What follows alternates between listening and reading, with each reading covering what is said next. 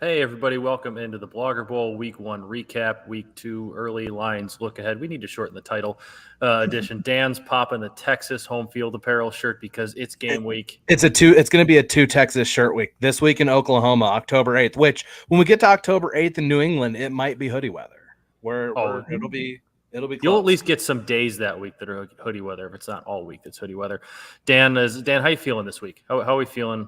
How are the vibes? Fantastic. You going to talk yourself into a win at some point this week? No, absolutely not. Okay. I'll start the show. It'll be on my card. Then I bet Alabama. I bet Alabama at 18, and I bet Alabama. I think I put some more on 20. And we'll get into it more in depth on Thursday. Why? I don't like whatever. I'm optimistic about some things that the program has going on right now, but they're not ready to play a team like Alabama. That's basically the long and short of it. I'm just excited because my plays on Thursday were a nightmare for the games on Thursday. However, my picks on the Blogger Bowl official pick show, a 3-0 week to start the season, easing into things. Shout out to Dabo Swinney and the beautiful, lovely, fantastic Clemson Tigers offense, which I did not complain about at any point last night on Twitter. No, sir, no way, no how. Getting a cover that they absolutely did not deserve last night at every single number. Even if you got the worst of the number at 24.5, Cade Klubnik coming through. Oh, I didn't have that one on my list of games to talk about, but do want to mention that at some point. But we wouldn't get through the rest of the introductions, and I want to talk about the better, more important games first, personally. I'm wearing the hat. We talked about it most of the game last week. We'll start with what was the marquee game of the week. Notre Dame going into Ohio State and looking competent. I kind of thought the roles would be reversed. I thought Notre Dame's offense would kind of be able to run the ball, control some play, and the defense would have some flashes, but in the most part be holding on for dear life. It's kind of reversed for the Irish. The defense played really, really well. The offense couldn't get anything going pretty much with the exception of the one touchdown drive where they looked competent, but that was about it. Phil, let's start with you. Overall impressions. We didn't get killed. We covered. That's a start. Yeah. That's new. That's new for us. Dropping wee bombs and us bombs already. I love it. So the Notre Dame Fighting Irish did cover, didn't get killed, looked very solid on defense, looked like they gave C.J. Stroud some trouble until late in the game where he turned into C.J. Stroud again and hit some just unbelievable clutch late game throws to pull away. And then Notre Dame's defense eventually just got gassed and run off the field on a 14-play, 95-yard touchdown drive to essentially end the game. So I was very happy with the play of Notre Dame secondary, which I think was the biggest kind of question mark and on paper, one of the larger mismatches of this game. Their secondary played great, but ultimately Jim Knowles stepped into a situation and was like, I have 5-star talent. And I think everyone thought it would take a little bit longer for them to realize that talent. But the defensive line wildly outplayed Notre Dame's offensive line for Ohio State, and their offensive line outplayed Notre Dame's defensive line. And I think we talked earlier in the week, it was going to come down to, can Notre Dame control the line of scrimmage? While they controlled the line of scrimmage, they didn't disrupt the line of scrimmage nearly enough on defense, and on offense couldn't really get much going in the run game. So ultimately it was a pretty soft game plan by Tommy Rees, but you can't really complain about it because they were in the game in the fourth quarter. And if the defense gets a stop, if they don't have a bad, double safety blitz to give up a touchdown with their backup nickel in the game, things look a little bit differently.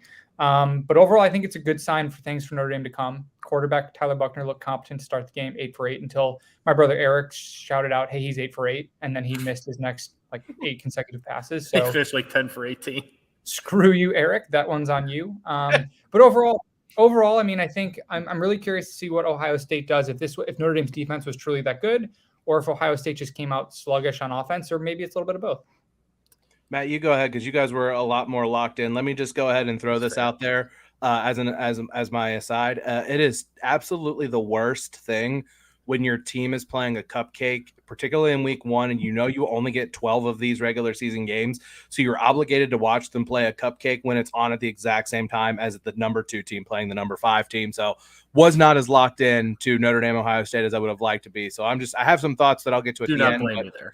But Matt, I know you were also as invested as Phil as Phil was in this game. So yeah, what was your takeaway from this? I mean, your name tag says it right there. Jim Knowles is that dude. And I think Tommy Reese has a bright future ahead of him as a play caller, as an offensive coordinator, probably somewhere down the line, a head coach. In terms of being an offensive mind in college football, I think he's a good one.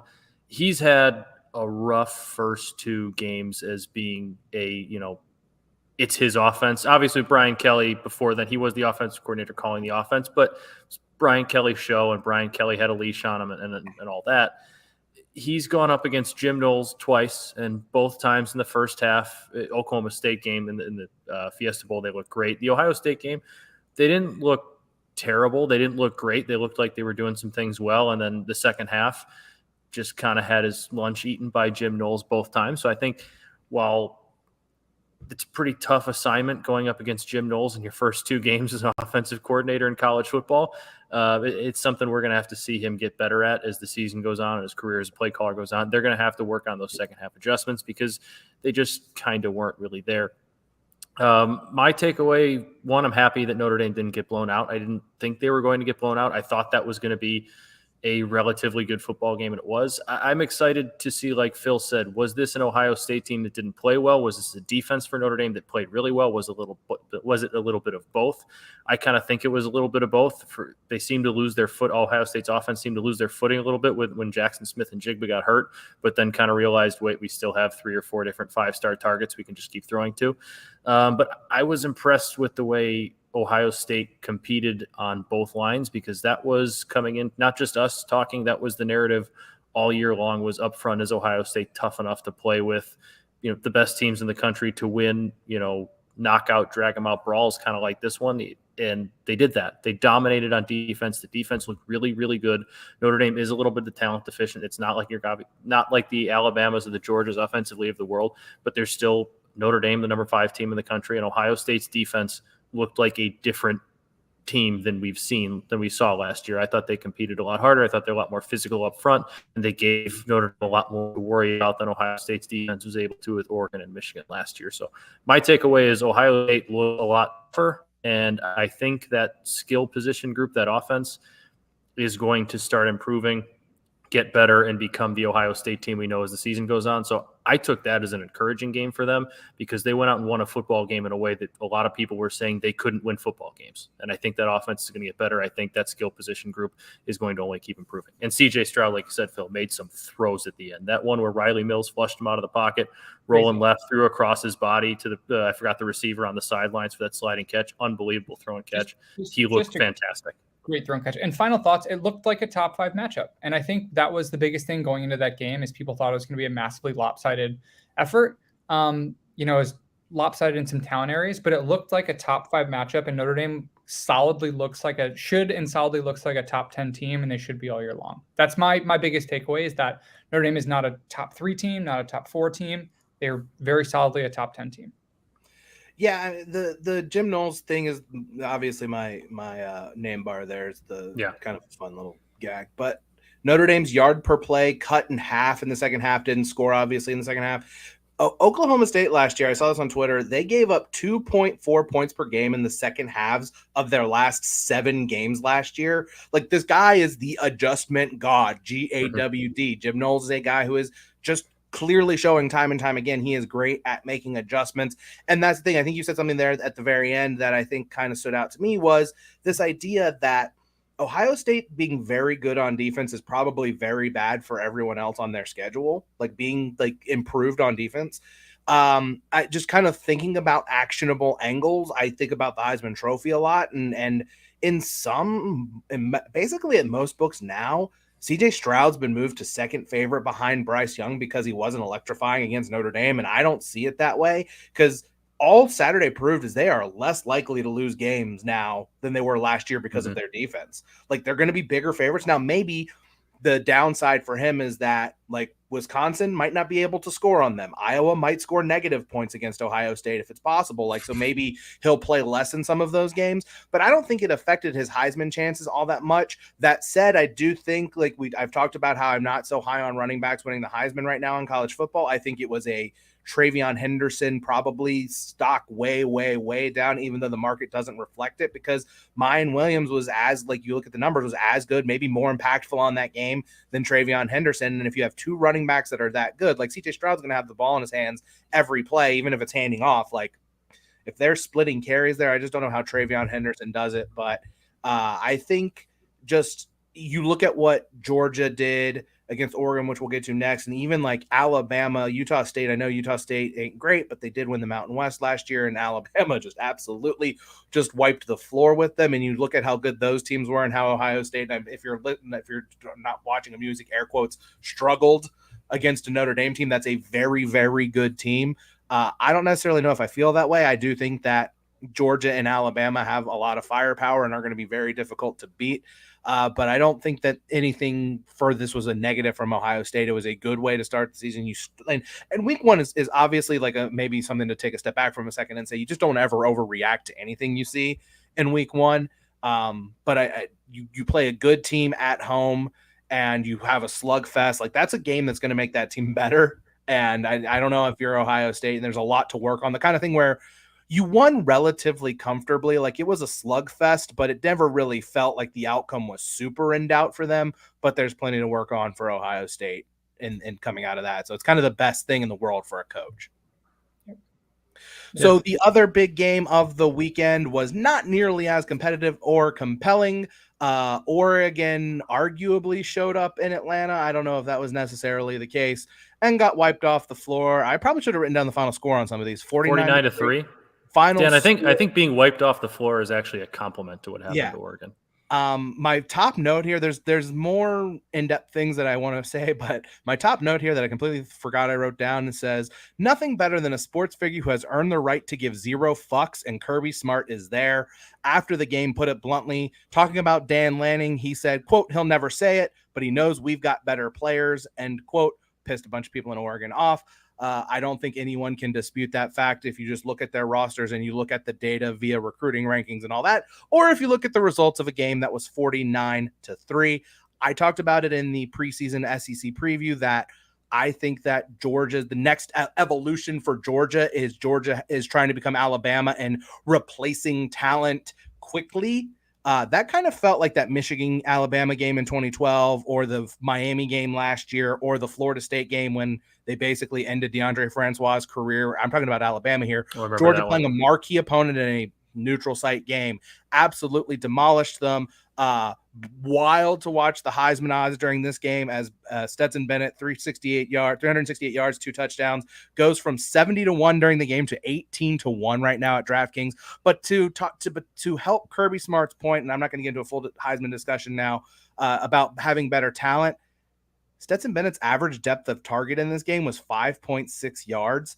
It was like 128th out of quarterbacks in FBS who had at least 10 passes on Saturday. He just got the ball to his guys around the line of scrimmage and said, go make some plays. And that's what they did. My final thought on this, I think there's value on Georgia to win the national championship right now at plus 350. Frankly, I think they should be ahead of Ohio State slightly. And if you want to put them behind Alabama, that's fine. I will also, however, I'll look into the camera and I will congratulate Georgia on repeating as national champions. Why? Matt might remember this because I believe he was on Brown Bag Bets with me when I gave these bets out. But if Phil probably is unaware of this, but one of our hosts on Brown Bag Bets, Noops, a huge tennis guy. He bets tennis all the time. So when Iga Swiatek was crushing everyone on clay, I said, what's the best way to bet her? And he said, anyway, just however you feel like it. He goes, but throw in her some parlays. So I had Iga Swiatek to win the French Open, Max Verstappen to win the Formula One championship, and then Alabama to win the national championship in college football at plus 900. And then I also did that same parlay with Ohio State instead at like plus 1377 or something silly like that. So I have those two. Iga crushed everyone at the French Open. Max Verstappen is currently minus 10,000 to win the Formula One championship. So that's basically done. So I'm, long story short, sitting on Alabama at plus 900, sitting on Ohio State at plus 1377, but don't have Georgia in one of those parlays. So congratulations to the University of Georgia for repeating as the college football national champions. Matt, maybe go grab yourself some Georgia. Maybe I might. I don't like putting aside like a plus 350 bet for a few months though. Like most of the time when I bet not super long shot futures, it's based on a principle kind of thing, not necessarily because I love it. I just don't love tying up money for 4 months, which is maybe dumb, but like whatever. And I don't necessarily need it. Like I root for Georgia, grew up a Georgia fan, don't really care about Georgia anymore. Like, don't have any emotional investment for my brother's sake. I hope they play well, but like, whatever. Absolute complete domination. Matt, what were your thoughts? So I didn't see a ton of this game because I was on the golf course during this one, but I was keeping track on it, had on my phone How a are you little on bit. the golf course on a college football Saturday? It was a family weekend up at the lake house, and we had a tea time, and I wasn't gonna blow off the dad and brother, so I played some golf with them, which was fun. But I was keeping track of it on my phone, and then I was watching a little bit of a replay this morning. Bo Nix is who we thought he was. That guy still stinks. He is absolutely terrible. I think it was either pick six or one almost run back when they were down 14-0. Just the most obvious safety coming up, read the eyes. They showed the overhead view, and it was just the most blatantly, obviously upcoming interception, and he just still put it right where he did. Georgia obviously defensively played well, but Oregon, as we said, was going to struggle offensively anyways, and Bo Nix just isn't very good, so they weren't going to score much. I was wildly impressed by how deep the offense is, because coming back, the talk was, well, they still have Brock Bowers, and they got to change out some running backs, but they always have some talent there. But Brock Bowers only had like 2 catches, and Stetson Bennett threw for 300 whatever yards. I'm looking at the box score here. Like, they had a couple different running backs that got in on the action, but they didn't really do it all that much on the ground. They pretty much did it entirely in the air. And I know Stetson Bennett wasn't throwing the ball too far downfield, but still he spread the ball around to a bunch of different players. And it's like in years where Bama would go from having a really good defense and the defense would graduate, and then next year they kind of be relying on the offense with the rebuilding defense. It feels like Georgia's kind of shifting to that offense being really good, but the defense is also still going to be quite good this year too. And yeah, Dan, you're right. Georgia is Alabama. We're getting to that point where it's those two and everybody else. And Ohio State in certain years is going to be up there, but right now I was just wow. And then it was also, as a Notre Dame fan, knowing that game was coming later, it was like, all right, cool. Well, it can't be worse.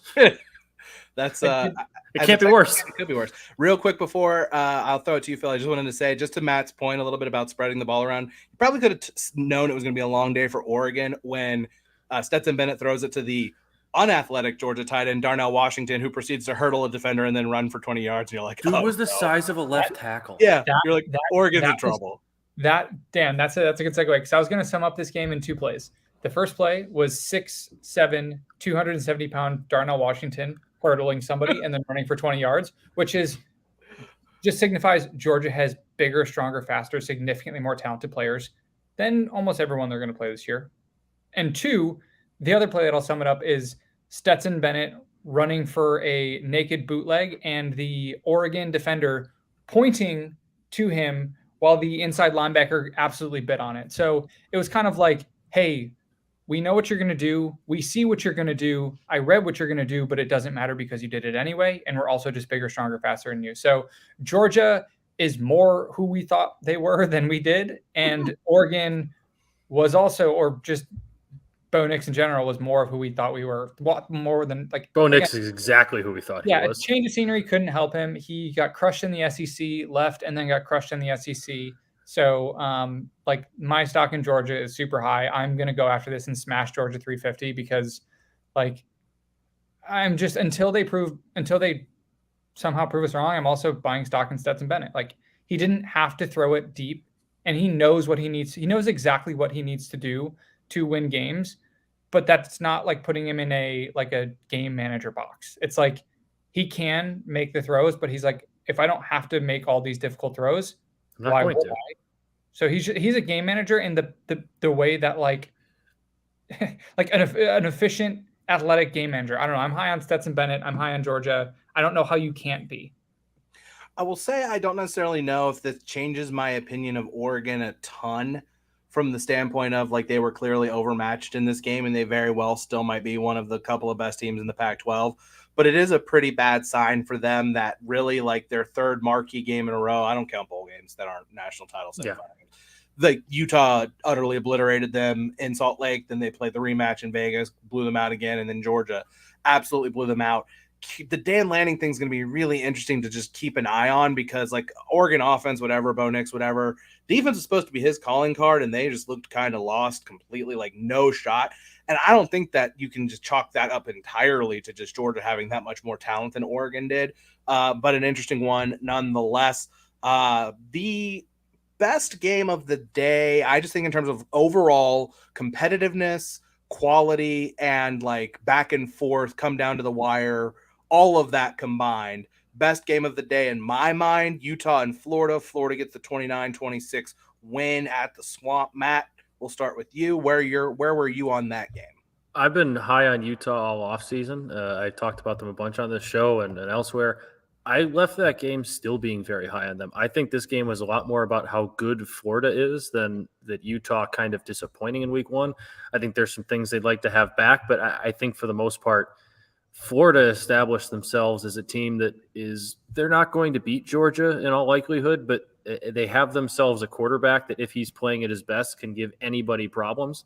And I left this game wildly impressed with Florida. They're a lot farther ahead than I thought they'd be with a new head coach. And sure, there's still going to probably be some bumps along the road because it's a whole new regime, and Anthony Richardson's really having his first year as a starter. But I left that game being a lot more. I'm still not down on Utah. I left that game a lot more impressed with Florida than I was down on Utah. I still think Utah is probably going to be a playoff contender. And if they finish the year with just this one loss, I think it's going to end up looking like a pretty darn good loss on their resume.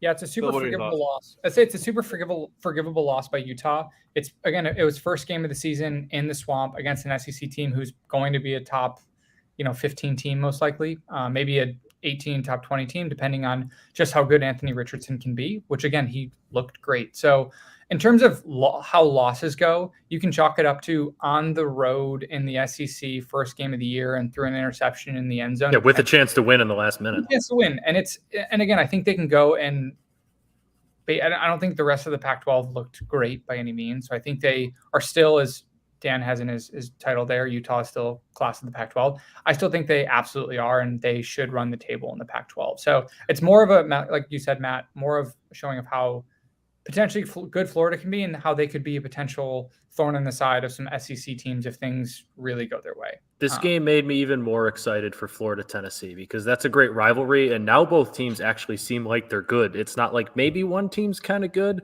or both teams suck, and we're just going to see who loses this one. It looks like both teams are going to be very good headed into this one. So that's a game that I'm very excited for, not to look too far ahead, but that's always coming up. I have a very good friend of mine from my ESPN days who's a diehard Tennessee Vols fan, went there, although very reasoned and measurable with it. Cliffy C, who I'm going to hopefully get on the show the week of that game to come talk to us about that game and some other SEC football. 2 trips inside the top, in the top 10, 2 trips inside the 10, 0 points for Utah. That ends up being the deciding factor in this game for them. They had their chances to win. They couldn't pull it off. Not a referendum, I don't think, on the Pac-12, this game as much as, say, the Oregon game necessarily. You both hit on it. Florida's probably a top 20 team. They went on the road. They should have won the game. They didn't. All the credit to Florida. Billy Napier for getting that thing moving in the right direction a lot faster than he probably should have. And, just going to throw this out there. Billy Napier, I don't know, coached at a smaller school in Louisiana and a bigger school in Louisiana. Didn't really seem to look at him for their head coaching vacancy, which seems to be a bit of a curious decision. Anthony Richardson, awesome.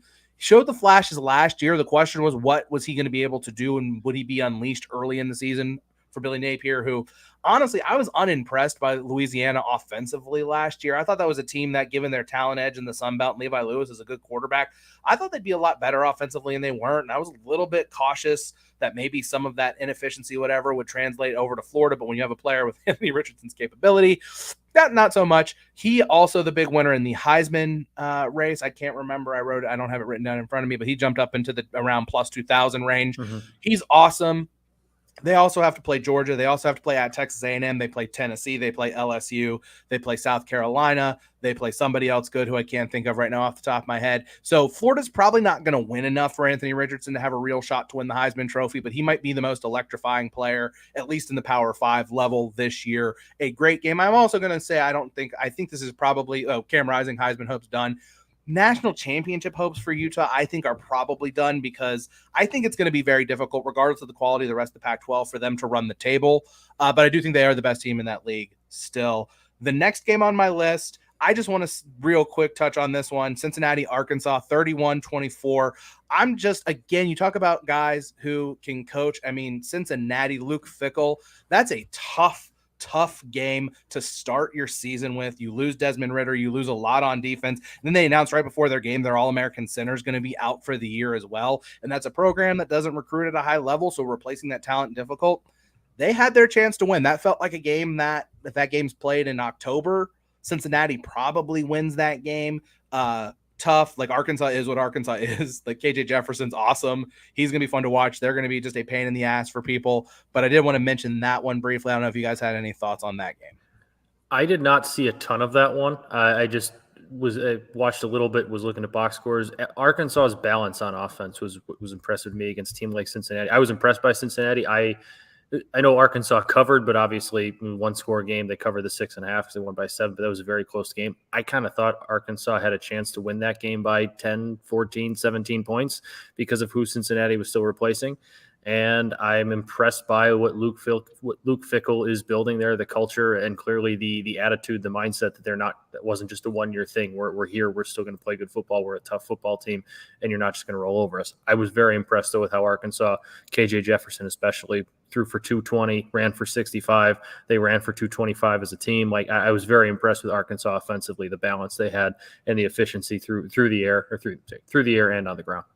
Yeah, big thing is just going to be his health throughout the year because he took some shots during this game. And so I'm curious if they're going to try to kind of pull him back for some of the like less big time games and put some guardrails around him because they need him at full strength because that Arkansas offense rolls through him. And then kudos Luke Fickell. He's a great coach. And that's all there is to say about it. He's a great coach. And Cincinnati, as they kind of reload this talent, is going to be especially as the playoff expands, they're going to be a consistent playoff team until or if he goes somewhere else here in the next couple of years, where he might. He should. Yeah. Well, I mean, if Cincinnati they're going to the Big 12, like they're going to have a chance to be in the play. They're not going to have to worry about like another group of 5 team. Like they will be, if they win that league, they're going to be in the playoff every year, automatic bid, whatever. Like that job has become a lot more appealing. And we haven't even talked about the playoff expansion, although it doesn't really have anything actionable about that for us right now. I will say it's going to make the playoff market during the season, during the preseason, a lot better going forward. But the last game that I wanted to talk, the last of the big games of the weekend was undoubtedly the stupidest. Well, no, not undoubtedly the stupidest. Was one of the stupidest. North Carolina, App State was very stupid in its own way. But LSU, App State, North Carolina was actually probably stupider at the way that one played out. But I have just something I did want to bring up there later. But LSU, Florida State, Brian Kelly's debut, 24-23 loss. I will get into some of, and as part of my epidemic of bad coaching, there was a lot to unpack there. But I have a question for the two of you before we talk about this game that I want to kind of try to explain to me. How is Brian Kelly a good coach? Because you look at his resume. Central Michigan right before Cincinnati. Central Michigan did a great job there. Cincinnati did a great job there. Like Notre Dame, he had 10 wins 5 years in a row at Notre Dame. Like he is a good coach, but he just seems like a miserable person to be around. And like people can say, well, what about Nick Saban? And all of his players have ever said about Nick Saban is that the Nick Saban that presented to the media is different than the Nick Saban that his players know. I don't get that sense with Brian Kelly. I just get that he's kind of a joyless prick, pardon my language there.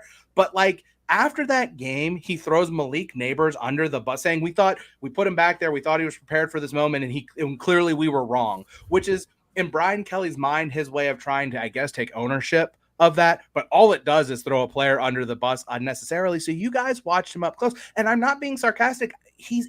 Clearly, his resume is that of a good coach. He's probably going to win a national championship at LSU because he's a better coach than Les Miles. He's a better coach than Ed Orgeron. And those guys won national championships at LSU. But honestly, like, what is it about Brian Kelly that makes him a good coach? I don't know. He's just, I mean, he's a dick.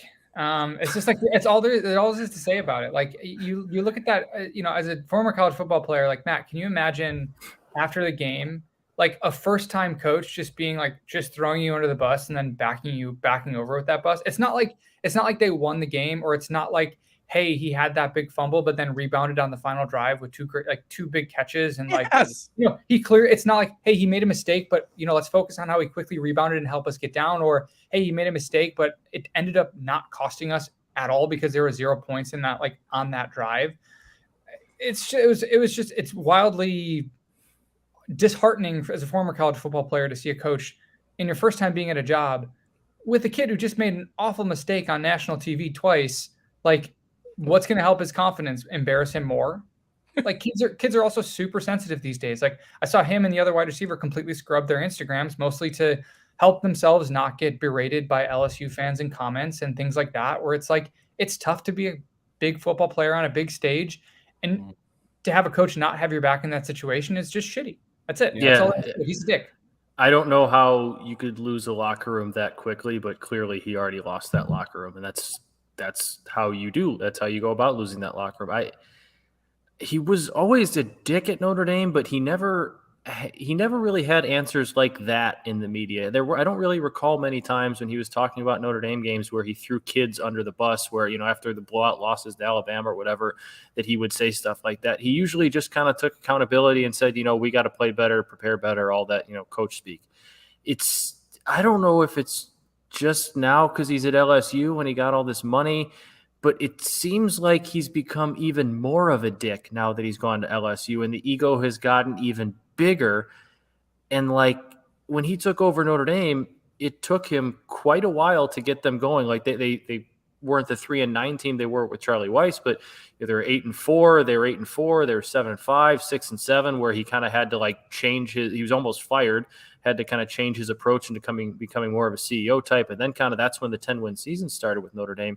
But I think he just thought that he was going to drop into LSU and win 10 or 11 games this year. And I don't want to call it quite a golden parachute, but that everything was just going to kind of be set up for him. And I don't think he realized that he actually has to come in and do the things that he came into Notre Dame early and kind of change around some culture things to get things going in the right direction. I think he just assumed that because this is LSU and because on paper they recruit the state of Louisiana really well, that everything would just snap into place. It's not that case, and I think his ego's getting the better of him right now. One word too that I've gotten from former players at Notre Dame, because he's a good game coach, right? He calls a good game. He's usually, right? Yeah. And over the course of his career, he's made very good coaching decisions. And because of that, players relatively respect him because, hey, when the things are going under fire, he normally makes the right decision for our team in the big moment. But they have never liked him. So oftentimes Notre Dame teams players kind of almost got the locker room together to be, screw this guy. He's our head coach, but we're going to win in spite of him almost in a way. So it's like a weird, it's not a motivational tactic because it's just his personality, but that's some of the kind of, you have to have a super strong locker room and bonded team to succeed as Brian Kelly is your head coach, which, I don't know if that's going to be at LSU when you're not playing, Notre Dame schedule. Like, Notre Dame schedule is what it is, but it's not an SEC schedule at all. Mm-hmm. That's fair. It made me think of like the podcast that some of the Notre Dame players put out last year when he took the LSU job, and they were just like, yeah, he left. It was very like matter of fact of like, here's what happened. He left and the program's going to be okay. And like, there wasn't like, man, I can't, it wasn't even like disappointment or upset or mad that he left. It was like, yeah, he's gone, whatever. And like Marcus Freeman is going to, like we've talked about, like, I like what he's going to be doing there. LSU, I still think that job is hard to screw up because you guys, like you've talked about, he's a good in-game coach, and Ed Orgeron and Les Miles are very much the antithesis of that. However, there were just so many stupid coaching decisions at the end of this game, and had it been the last game of the week, it would have been a perfect exclamation point on a weekend of bad coaching across college football. However, the end of this game, see, the thing is, here's the thing, right? Like, they score the touchdown, it's 24-16. We're in an era of math and football now where you're supposed to go for two. Then he doesn't. Okay, fine, it's 24-17, whatever. They muffed the punt. And then this was not something that I saw a lot of people talking about after the fact. They were talking about the bigger picture thing. There's 2 minutes and 15 seconds left in the game. They have 3 timeouts. Brian Kelly doesn't know how to use timeouts. That's Florida State runs a play, and Brian Kelly lets 45 seconds tick off the clock, which, I mean, the play clock's not that long, but it takes them a couple of seconds to get the clock wound and whatever. And it literally, they snap the ball, 2:15 the first play, 1:30 the next play with 3 timeouts. Then Florida State, for some reason, unbeknownst to any human being in the known galaxy, when all they have to do is make sure they don't fumble the fucking football, throws a toss play or throws a pitch that gets fumbled. LSU gets the ball back, drives down the field, scores the touchdown in a game that they had no business being in. Like there was nothing about that game to suggest that LSU should have won that game.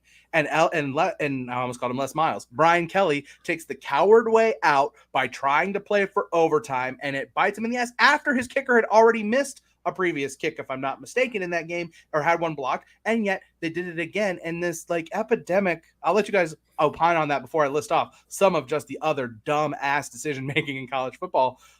So yeah, just absolutely great game to watch with no emotional investment. I'm sure as guys who like aren't super fans of Brian Kelly, like don't have like any animosity towards him, but like kind of enjoyed watching that, I assume.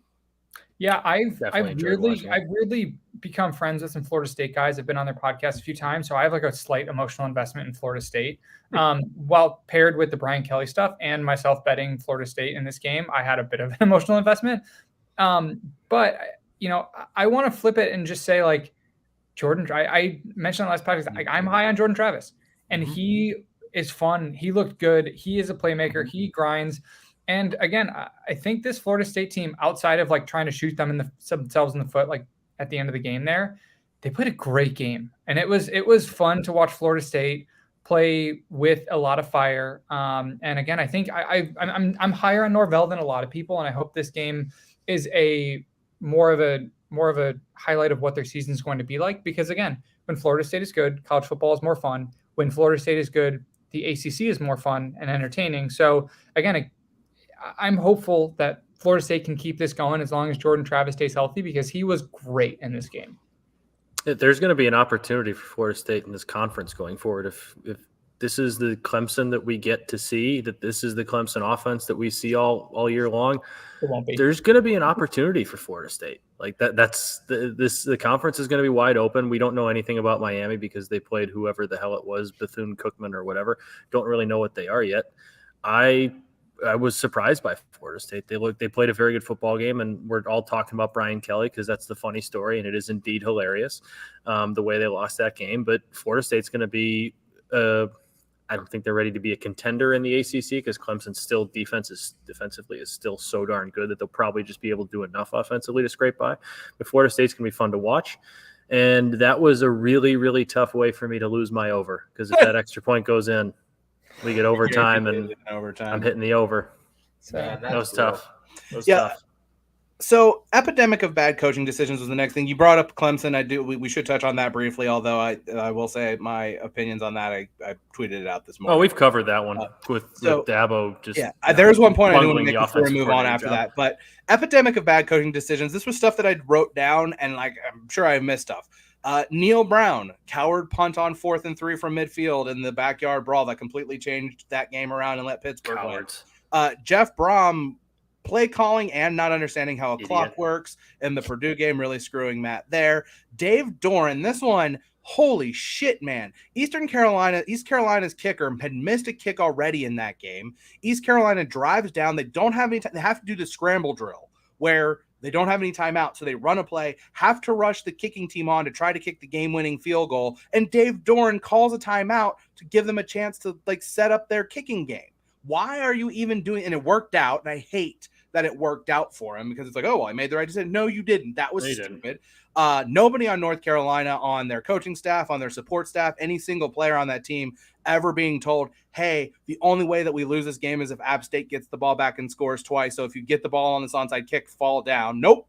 They get the onside kick. They return it for a touchdown. That was kind of awesome, though. It was amazing. It was the most ridiculous thing. It was entertaining as hell. And then Brian Kelly not going for 2 twice. I guess my thought on this is, it is so baffling to me that everyone who coaches football at the FBS, FCS, D2, whatever, anyone who coaches college football understands football on a level, the game of football itself, on a level that I will never be able to comprehend. However, none of them know how to run or manage a fucking clock. It drives me absolutely. It's just the most insane thing in the world to me. It's numbers, man. Math is hard. But like, dude, your job depends on you lose these games, and your job depends on it. Why are these guys? It blows my mind. I don't know how you don't have like a designated clock coach. Yeah. Like literally, your job is to watch the clock and know what we should be doing every 1,800 situation. With all these you have timeouts. 1,800 support staff. Like, go look at the floor. Now, Billy Napier didn't do anything, but I'm using them as an example. Go look at the Florida team photo. There are as many support staff and coaches there are players. Like, you should have one guy on your staff who does that. Hey, you're clock guy. You. My Put thought on a watch. My thought on Clemson real quick. Like, I'm not going to talk about it. Like, it is what it is. I just don't understand the decision to play Cade Klubnik at the end, because all that does is gives fuel to the fire that people are going to say that this guy should be playing. I don't think that there's much doubt that like DJ Uiagalelei clearly isn't like that guy. They have Furman this week. They have Louisiana Tech the next week before they have a Wake Forest, NC State, Boston College, Florida State stretch. I'm going to go ahead and tell you now as we sit here on September 6th at 2:58 Eastern Standard Time, Daylight Time, whatever, Eastern Time, halftime of Wake Forest, third quarter of Wake Forest. That's when Cade Klubnik's going to get this job. Wake Forest, they're a terrible matchup for Wake Forest anyway, but I think they'll be fine defensively, but they're going to be struggling against Wake Forest, and that's when we're going to see Cade Klubnik become the guy. Kelly Bryant, Trevor Lawrence situation. That's what a lot of people were saying last night. Kind of feels like where we're heading now. Yeah, my thought on that game, again, back up what you said about Clemson, but I can't wait to see where Jeff Sims plays next year. Is kind of my thought on the game, and also I will say major props to Georgia Tech's. Despite Clemson's bad offense, major props to Georgia Tech's defense. They came out to play. Their whole team played with a ton of heart. They turned a game which no one thought was going to be slightly enjoyable by any stretch of the matter into a game where I feel like most of the country was rooting for Georgia Tech, because it's like, hey, these guys are playing their asses off. So I think everybody was rooting for Georgia Tech who's not a Clemson fan. I don't think that's most of the country. Yeah. I think even Georgia fans probably at that point were like, well, this is kind of hilarious. Yeah. So I was just upset. That was another bad beat I had. Clemson scored to go up 14-0 in the first half with about 2:10 left or so it was, and there was zero doubt in my mind that Georgia Tech was driving down the field to kick a field goal and get themselves in the 12.5 of the first half. So another bad beat for me. That's my only takeaway. Well, Matt, go ahead, Dan. And I just have one. My Holy Cross bad beat. I don't know if you guys saw Holy Cross up 21. I bet them at 20.5. Merrimack throws a touchdown with 52 seconds left. 35-yard touchdown. So Holy Cross didn't cover, which hurts my soul. But the Crusaders are 1-0. That's all that matters. That's all that matters. Yeah. Should we talk about some potential bad beats for next week? Not yet. I have a couple of other things real quick. Just as much as I've dumped on Jeff Collins, even the fact that Georgia Tech had a 35% success rate, which would be the 5th percentile of all success rates in college football last year, I feel like that was a tremendous achievement against the Clemson defense. I think Georgia Tech had a really good game plan and was coached very well going into that game. Before we get into it, here's a segment that I have called Random Thoughts from Games I Didn't Watch. How about, and it was one of my bets, how about Coastal Carolina? A smart athletic director is going to hire Jamie Chadwell. Grayson McCall, awesome. Arizona, 38-20 wins over San Diego State. I'll talk about Arizona State a little bit more in depth at the end and when we get to the lines. Shout out James Madison, 44-7 winners over Middle Tennessee in their first game as an FBS school. They did something very smart that I don't think people realize, which was they understood to compete with North Dakota State at the FCS level. They had to be really good in the trenches. They had to be good on both lines, and that's going to help their FBS transition. They're not coming in weak in that regard, and they beat up on a bad team. Donovan Smith at Texas Tech is a guy that people are going to want to keep their eye on. 14 of 16, 221 yards, 4 touchdowns. Tyler Shuck injured. He's going to be out for a few weeks, so Donovan Smith will be starting against Houston. We'll look at that line in a second. Louisville, big yikes there. Losing 31-7. Fun fact, Louisville has never won a game. I think it's either 0-8-1 or 0-9-1, in which their opponent had 15 or more penalties. That's wild. Syracuse had 18 penalties and won 31-7. Louisville turned the ball over a lot in that game. And I'm going to throw this out as a teaser. Syracuse, they're going to be on the card on Thursday, taking on mighty UConn. And then my last one, this is just a sentimental one. I have a soft spot. I know I've told you guys for Indiana football. Indiana football was one of the only things during the pandemic football season as a neutral, like that didn't absolutely suck. like getting so close to the Rose Bowl, that Penn State game. It was such an exciting, like fun thing to see Indiana thrive. And Michael Penix Jr. was so much fun. And he's just was so hurt all the time last year. 345 yards, 4 touchdowns in his debut for Washington. Really, really hope that he's healthy and has a good year up there in Washington. A team that I think I was pretty high on the potential there. And we'll see, like, I know Kent State's not very good, but they handled their business. Week 2, notable lines. I have no idea in what order I wrote these down. I just wrote these down. This must be, these are, oh no, I definitely, what I did is I wrote it down from the ESPN scoreboard. So these are going to be relatively by time. We'll go ahead and we'll move the big game of the week to the top of the list. Alabama, Texas. When they dropped game of the year lines in May, do you know what the spread? Do you want to guess what the spread of this game was in May? Well, I know it opened at 17.5, right? So is it more like 15.5 in May? 14.5, which close. I kind of wish I had bet. 14.5 in May. Preseason, it was 18.5. It did go down a little bit. I bet it at 18, added more at 20 the other day. It is now currently 20.5. And if you guys have thoughts, just jump in and tell me. But obviously, I think we should probably try to keep these moving. Anything? I'll bet Bam up until probably 24.5 is where I maybe start to think about it. But yeah. I'm still getting Bam at 20.5. Yeah. Same. I think they're Quinn Ewers is going to get sacked 38 times. That's going to be an ugly one, and we'll have more on that game, obviously. I will have a lot of thoughts on that on Thursday. Texas A&M hosting Appalachian State, opened at 16.5, got down to 14.5 briefly, but it's sitting at 17.5. App State coming off that game that they had a chance to win against North Carolina, but A&M, it'll be an interesting test against an App State team that's got some good players, a little bit of a step up in competition for them against Sam Houston. Anything? I'll just say anything there, and you say yes or no, and you can interrupt me. I think we get to see what A&M a little bit better, like kind of peek behind the curtain of who A&M is this year. So I'm excited. Yeah, I wasn't wildly impressed with A&M in week 1, so no. I'm excited. App State at least we know can score, so we'll see what they can do against A&M. Arkansas hosting South Carolina, opened at 9.5, as high as 11.5, as low as 7.5. Now we're settling nicely, at least as of about 12:30 this afternoon, at 8.5. Interesting, just kind of litmus test to see where the South Carolina program is now. Not overly impressive against Georgia State, however, because the under did hit. Beamer ball back in South Carolina, 2 blocked punts for touchdowns, as I mentioned before. Spencer Rattler did throw 2 interceptions. They might have a problem with Arkansas's physicality, I think, in that game. Yeah, I think I love Arkansas so far, especially if it's down at 8.5. Nothing here. All right, Tennessee and Pittsburgh. This one was 3.5 on Friday, which I thought was kind of interesting after the backyard brawl. 4.5 on Saturday. It jumped to 6.5 last night. Got to 7.5, but there's been buyback. 6.5. Regretting not betting this when the number was 3 or 4 on Tennessee. Even if it gets back down to, if it stays at 6.5 as a YOLO FOMO play, I might play it under 7. Tennessee, it's a big step up in competition for them from what they got against Akron, but yeah, man, it kind of feels like Tennessee here. This is what we talked about. Yeah. Go ahead, Phil. I'm buying Tennessee, and I'm still not buying Pitt. So I'm from early in the season. I will take this, I think, up to 7.5. Yeah, I'm leaning towards that as well. But just another example we talked about on the earlier shows is if you like a bet, check these lines Sunday morning, because what they are Sunday morning, they're very likely most of these games not to be the same by the time we're doing this show today. And then by the time we do this show today, they're likely to change again by Thursday. So if you see something and you like it, just go get it. Mm-hmm. For sure. Wisconsin, Washington State. I talked about this on Twitter.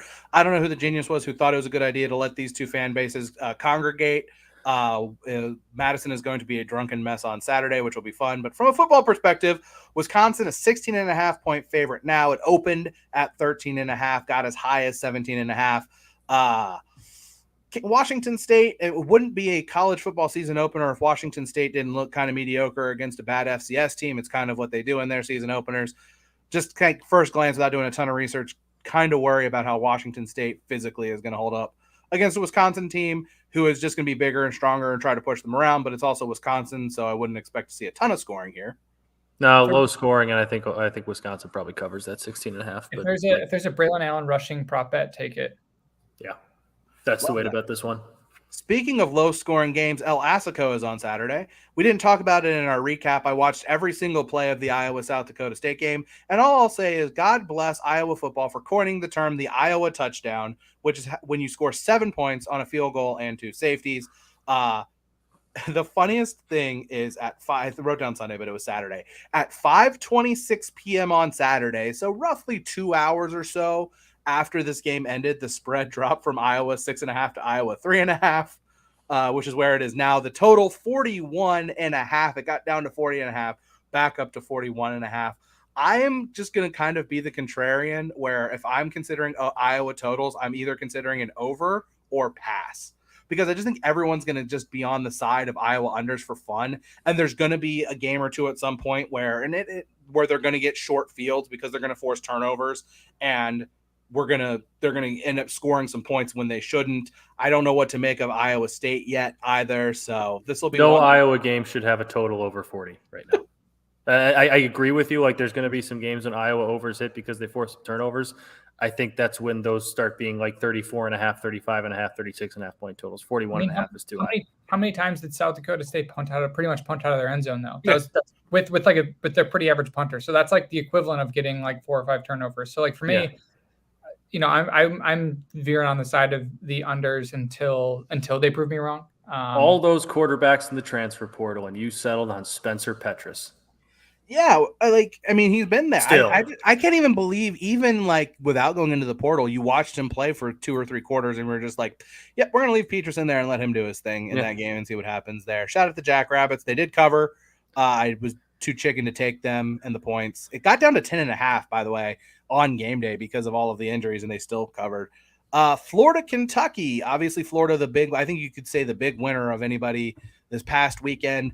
Open 5.5. There's been all kinds of push and pull on this one. Got up to 6.5, down to 4.5, settling at 5.5. Kentucky might not have any running backs for this game.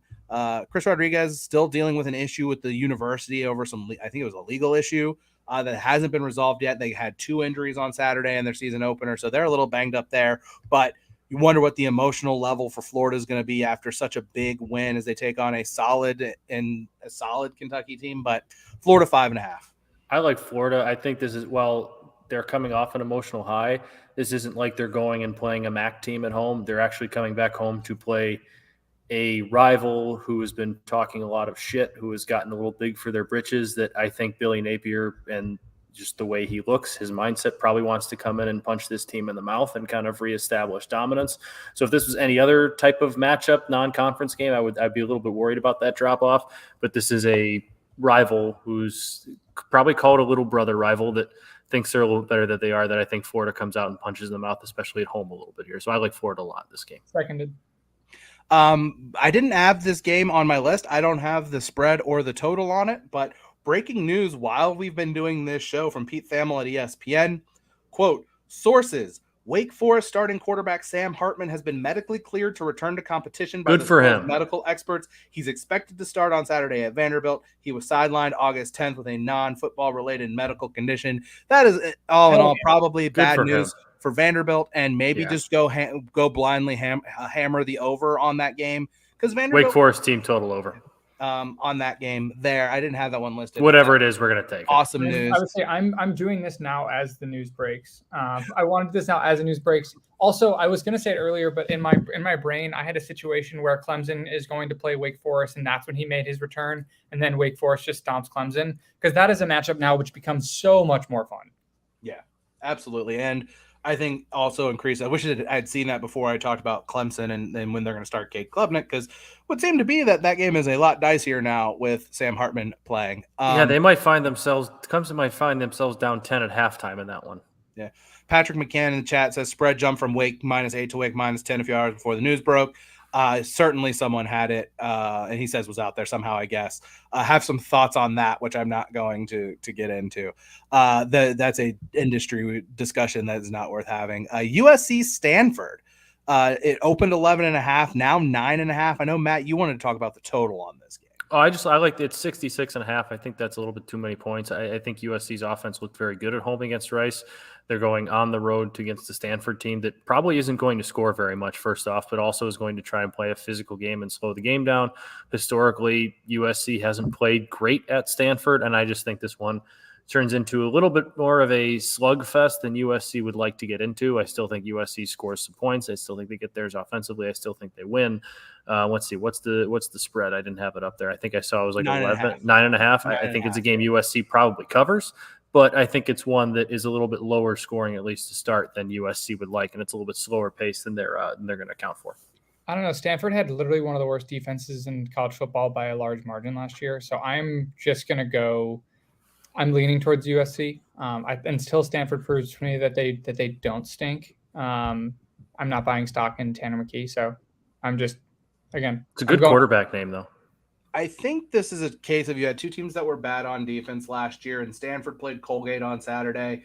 41-10 win over a bad FCS team, or not a great FCS team, but they did what they needed to do. Like 100 percentile in success rate, 100 percentile in yards per play, 100 percentile in EPA per drop back. So they handled their business. Their offense was functional, and you can take like bad offenses will tend to look good against bad defenses. Like usually speaking, offense versus you take a bad offense and a bad defense, offenses are going to usually do well in those situations or play better, which is probably why that total is what it is. Haven't done a ton of digging, but that probably just in my mind explains at the very least why the total was set so high. The Holy Cross Crusaders beat the Colgate Red Raiders 42-10 last year. So again, Colgate is a bad FCS. Well, that shouldn't tell you much. Holy Cross is a really good team. Yeah, they've got several NFL dudes, the source told me on our show last week. I agree with that. So yeah, that's why I'm taking USC, because Stanford is the win. I do like USC minus the 9, as long as that's single digits. I like SC.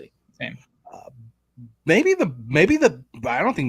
the best game of the slate, and definitely like one of the most interesting ones.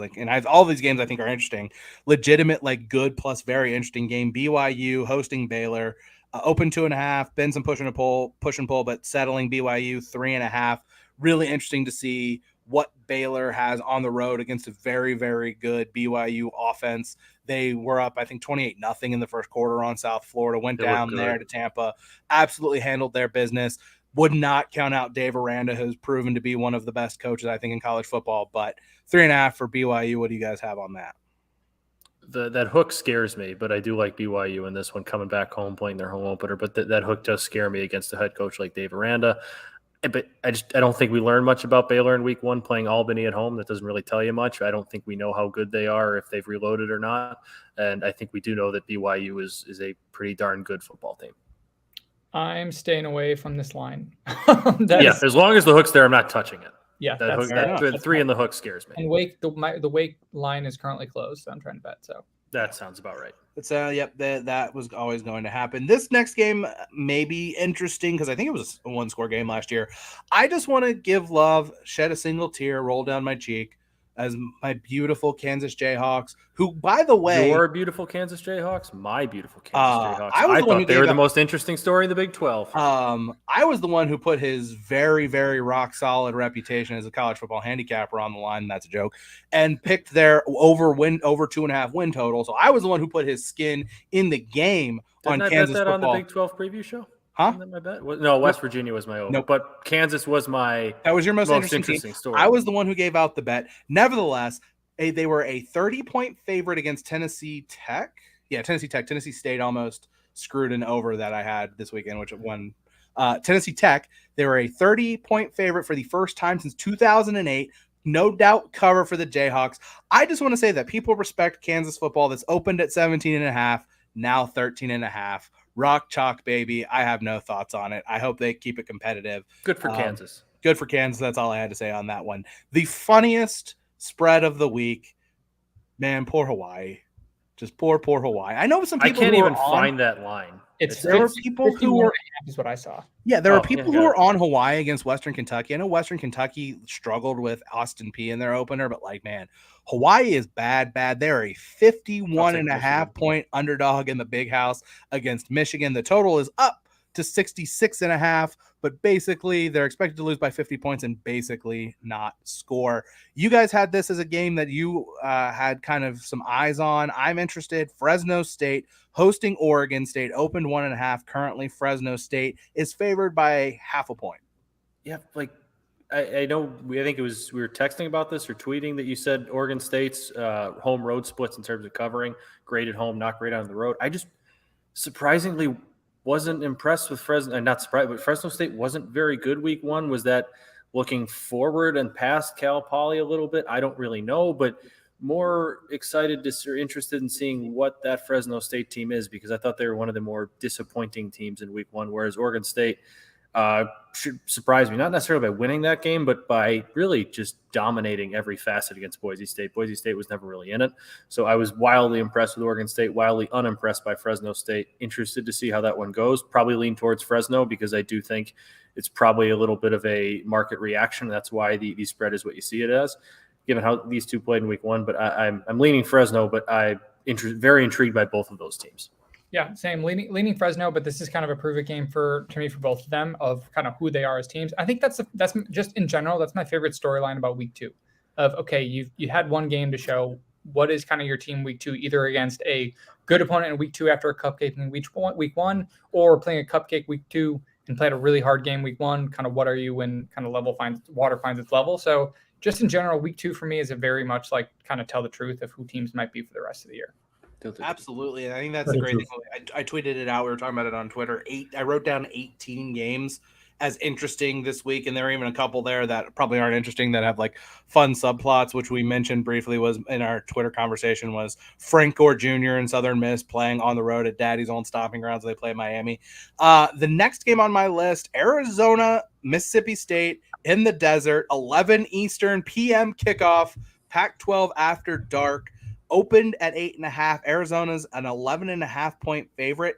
The over is at 61. I bet the over on this game at 61. Someone sharp out there is betting the under. It's down to 59.5. Arizona, the biggest winner, I think, in terms of like another team that you could consider one of the biggest winners, if not the biggest winner of week one, absolutely throttling San Diego State 38-20. Jaden DeLaura, and one of those like fun college football things about this game, you have Jaden DeLaura facing Mike Leach, who recruited him to Washington State. Leach leaves, he goes to Mississippi State. DeLaura goes into the transfer portal, and he is now at Arizona. I see two private chats and you two giggling, so I'm not going to open that until I'm done talking. But Jaden DeLaura is a guy who has some serious confidence in the way he plays football. Jacob Cowan, a transfer wide receiver from UTEP, a very good player, 8 catches, 152 yards, and 2 touchdowns in their opener. I think that there's going to be scoring in this game. I think that the market is underestimating that Arizona has made some solid improvement there. So I was going to give it out today on the show as a bet because I thought that it was going to go the other way, but it has gone down.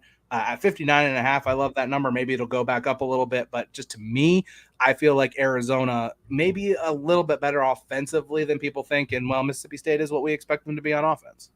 Hey, bear down, which is Arizona's catchphrase. The bear down, Arizona Wildcats.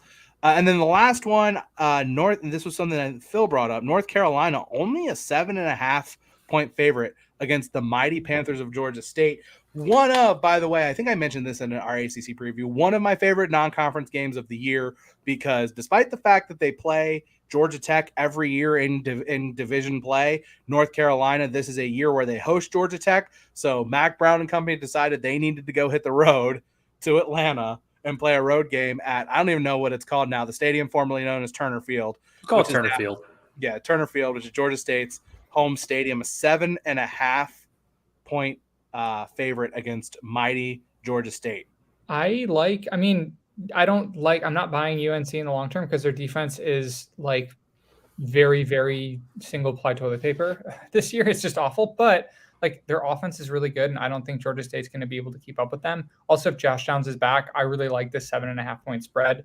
Like again, they score a ton of points, and I don't think Georgia State's going to score at that clip. Is all I'm going to say. Like however much UNC is going to score, Georgia State may score a lot. They may score 28 points. UNC is going to score a lot more. I like UNC's offense a lot, and they very slow start at App State, and things look bad. Then they kind of exploded back and really seem to find their groove there.